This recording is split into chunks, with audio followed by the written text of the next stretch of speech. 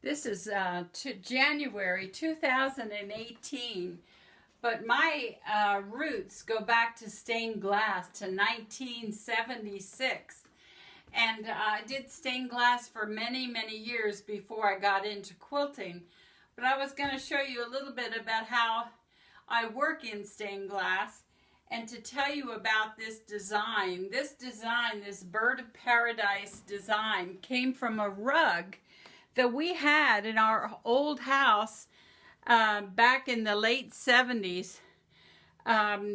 Two Wilton rugs came in our old house, and I loved this bird of paradise and had always really wanted to try to do it in stained glass. And so in this year we're going to try it, and we'll show you how I've developed my quilting from my stained glass background, where I'm going to be working on top of a design to build the stained glass window. This is a design that we drew. We took out some of the extra curly pieces because glass wants to break in a straight line, so you have to smooth out some of the ruffly edges. You can have some of those shapes, but mostly you need to soften it so that you can cut it in glass. And I had to divide up the background. I had to put some lines to break up the background, connect the image to the border. And that's kind of the same way when I'm making my applique quilts too. It's not just applique on top of the fabric. You can have all these background pieces if you want different colors. But anyway, you have to connect the image to the background. And when you do that for stained glass, you kind of pretend you're on a ski jump, where you just take I use a pencil first and just practice drawing different lines to connect the pieces, that you don't just go straight, but that you have some kind of curved line. You could pretend this is a landscape and that you have horizontal lines into a landscape, or this one I'm just connecting the lines in some kind of graceful pattern. And then to make my pattern piece, this is our working drawing. This is what we'll build the window on top of. I took a piece of craft paper, brown craft paper, a different color, so that I can see to pick up these pattern pieces. We're going to use this brown craft paper to use glue stick to glue our individual pattern pieces on the glass for cutting out. So to make this transfer, we use carbon paper. You can still find carbon paper, and put that over the top of the brown craft paper. We really don't want this to slide around when we're reproducing this design through the carbon paper. So I'm actually going to take a few push pins and nail it to the table in a few places, and then we'll also use some of our blue tape to anchor it down. I'm trying to put the pins in a pattern piece, so it's not going to interfere with drawing a line. But this particular piece of paper has been folded up for many, many years, so it's got quite a crease there. So I wanted to put a few push pins through those creases. You want to say hi? Hi, everybody. It's Rachel.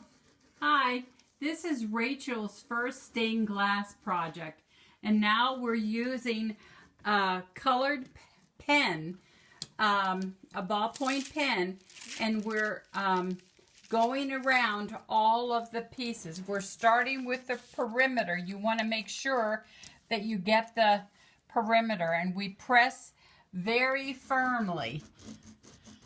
So we want to make sure we have all the perimeter pieces first. So we start that, and we're not going to start numbering anything until after we have gone around every piece. And by using a different color fountain pen, or not a fountain pen, a ballpoint pen, pressing through all of those layers by moving your pen back and forth a little bit.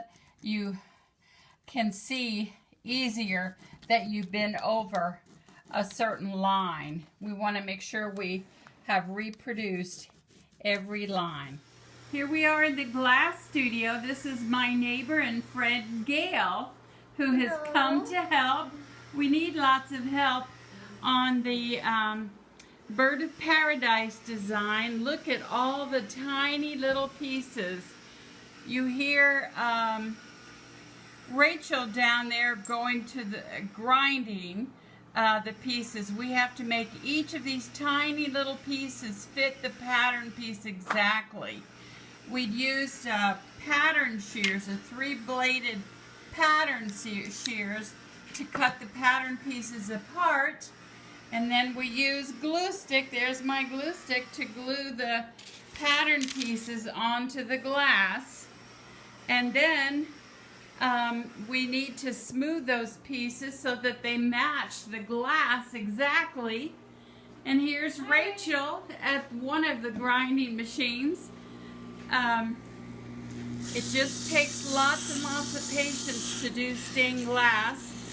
And luckily, when we're building our quilts, we don't have to grind any of the pieces. We just need to use glue stick to match the pieces. So luckily, when we're doing a quilt, we can skip this grinding step. Hi, this is Ann. I'm going to show you how I cut my stained glass pieces.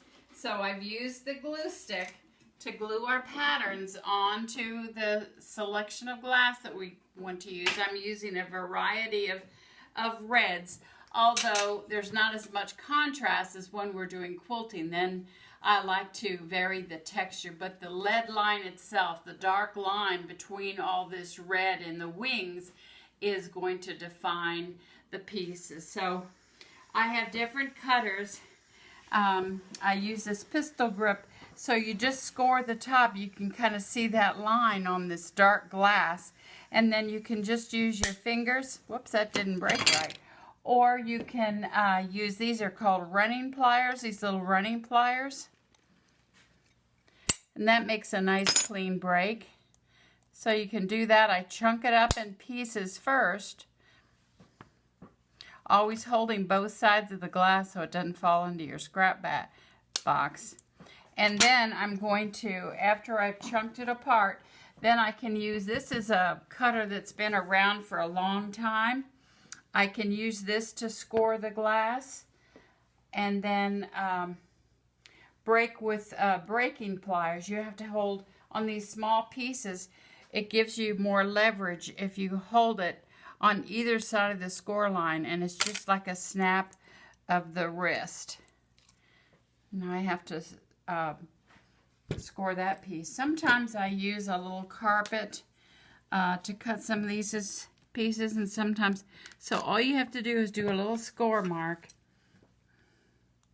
You're not forcing down too hard. You're just, it's like skating across the surface of the glass. Glass is really a semi-liquid, and it likes to break in straight lines. So I can feel the edge of the paper with my small wheel. I just bring it up there and score. You can hear the little scritch. And then I use, for these small pieces, I use 2 breaking pliers to give you some leverage. So I just put the jaws of both pliers. This one has a fulcrum on the bottom and a flat surface on the top. You put the flat on top, and it's just a slight snap of the wrist.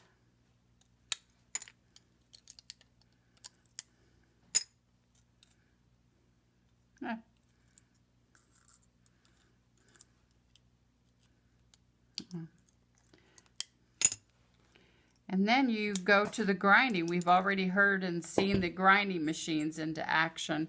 And then we grind it to match the paper. Everything has to match the paper. And then we'll smooth the rest of that with the grinding machine. I'll do a couple long pieces. So you put your cutter, you move in just a little bit. And just move it along. And then sometimes these running pliers will give you a nice edge, but I'm going to go ahead and just use a snap of the wrist. It's coming apart in pieces, but that's pretty good. So I usually just chunk these pieces up. You can use if they're larger pieces, you can just use a snap of your wrist.